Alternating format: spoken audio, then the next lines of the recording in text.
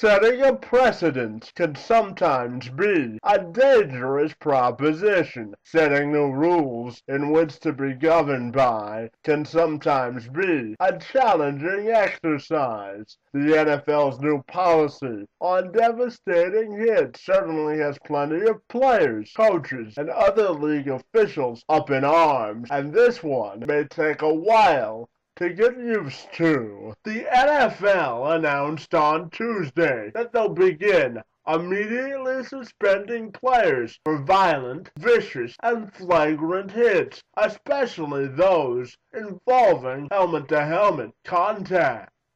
We need to get our players firmly in line with the current rules, Ray Anderson, the senior vice president of football operations, said on Tuesday when he appeared on ESPN Radio. Anderson said the focus will be particularly on defenseless players. Rule 12, Section 2, Article 8, Unnecessary roughness in the NFL rulebook as it pertains to wide receivers states, if a receiver has completed a catch and has not had time to protect himself, a defensive player is prohibited from launching, springing forward, and upward into him in a way that causes the defensive player's helmet, face mask, shoulder, or forearm to forcibly strike the receiver's head or neck area, even if the initial contact from the defender's helmet,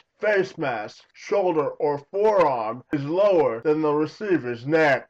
Baltimore Ravens defensive stalwart linebacker Ray Lewis said on Wednesday players still need to approach the NFL game with the same physicality and passion that they've always had, despite the league's crackdown on helmet-to-helmet hits. My opinion is, play the game like the game's supposed to be played, and whatever happens, happens, Lewis said when he talked to the media on Wednesday about the NFL's decision to crack down on flagrant and violent hits. The league fined 3 players a combined $175,000 on Tuesday for their aggressive play last Sunday. Pittsburgh Steelers linebacker James Harrison was the heaviest fined. He received a fine of $75,000 for his hits on Cleveland Browns receivers Joshua Cribbs and Mohamed Massaquoi. New England Patriots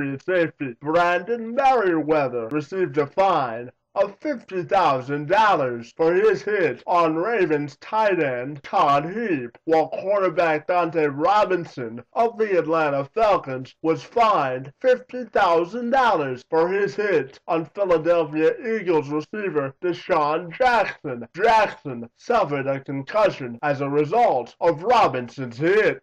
Even though the NFL's #1 objective by enforcing this new rule is to protect the players, there are some, such as Pro Football Talk's Mike Florio, who believes the NFL may be overstepping their boundaries by enforcing this new rule. Florio appeared on the Dennis and Callahan Show on WEEI Radio on Tuesday to discuss the issue. A lot of speculation, a lot of question marks about that extra clause that Ray Anderson put in his missive yesterday. We understand headshots. We understand launching. Devastating hits. Is this something we've yet to find out what that means, how that applies, and how that's going to clean up football? What in your mind is devastating hits, or don't we know yet? We don't know yet, and my concern is that the NFL may be overreacting a bit by putting that clause in there. I think that if a guy hits with his shoulder and hits another guy anywhere from his shoulders to his waist and really all the way down to his feet if he's not a quarterback in the pocket, that's a clean hit, even if it injures a player. The head is what needs to be protected, and the main focus should be preventing players on both sides of the ball from using their helmets as weapons, whether it's a defensive back or whether it's a running back like Adrian Peterson, whom we routinely see dropping his head and ramming it into defensive backs to try to get extra yardage. If you use your helmet as a weapon, you should be penalized, fined, suspended, etc. That's what the focus should be. There are going to be devastating hits that are perfectly clean. Last night on ESPN's Monday Night Countdown, they were talking about the phenomenon. Keyshawn Johnson said, I was once hit like that. They showed the video. It was a clean hit. Right. It was a shoulder pad to his midsection. It knocked him down, and sometimes that happens when two guys are moving in different directions.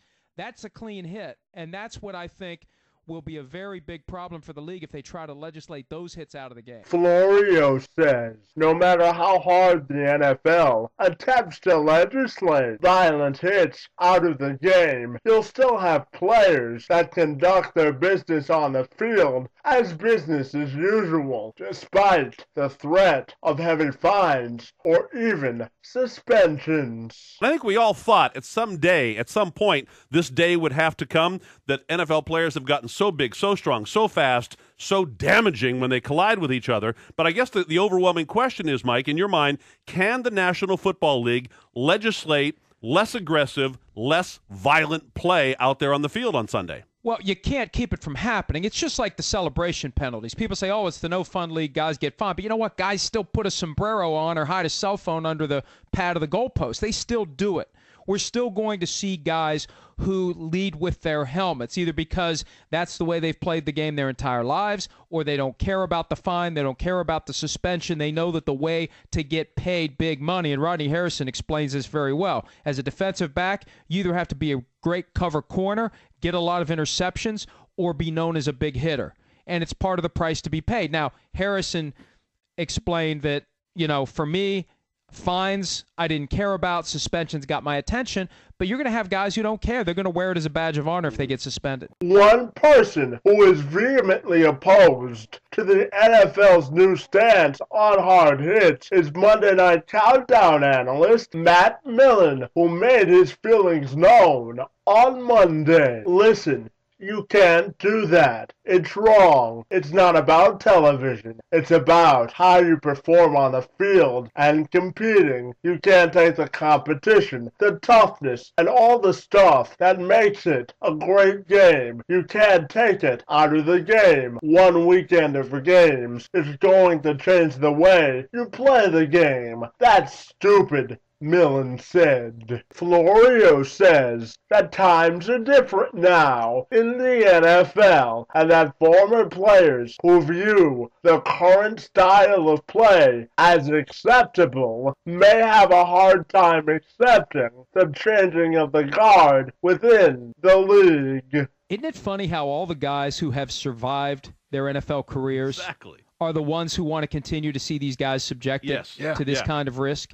I mean, I hear it all the time. And there's this notion that you're not a real man if you don't have this bloodlust to see helmets crack into other helmets and guys lay on the field motionless. I don't, and that's been that notion ever since this debate started on Sunday. The former players who don't have to worry about this anymore all want to see these players out there dealing with the same risks they had to deal with. And I don't know that I agree with that. Well, they do have to deal with it because, a lot of them still have the headaches and they have the problems, the post-concussion syndrome. And I think there's, in a way, Mike, there's an envy there because the guys today are making a lot more money than they were. And they envy that, and they say they should have to go through the same grief, the same pain that I went through. That's a great point. We got a lot less money, and we're carrying these scars around for the rest of our lives. These guys are getting paid more money. They got more glory. The NFL is more popular than ever. And now that we're taking away the risk that goes along with making all that money and getting all that glory. So I think there's a certain element of that in there. During his interview with Dennis and Callahan on Tuesday, Florio took some time to take Millen to task over his comments on this issue and challenged his credibility as an analyst following his 8 horrible years as the general manager of the Detroit Lions. A lot of these guys like Matt Millen aren't necessarily smart enough to piece all that together. They're just reacting to instinct. And I still can't listen to anything. I don't know how does a guy, can I just go off on a tangent here? You may. How does a guy who was arguably the worst general manager in the history of sports, inarguably, how can he have 3 jobs in the media? How can he be working as a college football analyst for ESPN, a Monday Night Football sideline analyst at the little desk they put up at every stadium for ESPN, and then a game analyst for NFL's Thursday Night Football? How does no one realize that this guy has only demonstrated he doesn't know anything? Yeah, he's not good at this. If he were a bad GM and a good analyst, I'd say, okay, like if he's reinvented himself. Yeah, he's just like Barry Melrose is not. He was such a good analyst that he fooled the Ford family into thinking he'd be a good GM. But he was such a bad GM. How can anyone listen to anything this guy says? Every time I see his face on the screen, it's like in my brain, 0-16 superimposes over the screen, and I can't get past that. Maybe other people can, but I don't understand how I don't understand how you can have no shame and want to continue to be out there. Kind of like, hey, look at me. You know what? I took all those millions from the Fords, and I was completely inept, and now I'm taking even more money from ESPN and NFL Network. And I'm still inept. Because I can sit here and sound like I know what I'm talking about. Did Rich Kotite turn the job down, and then they turned him? Yeah, that's right.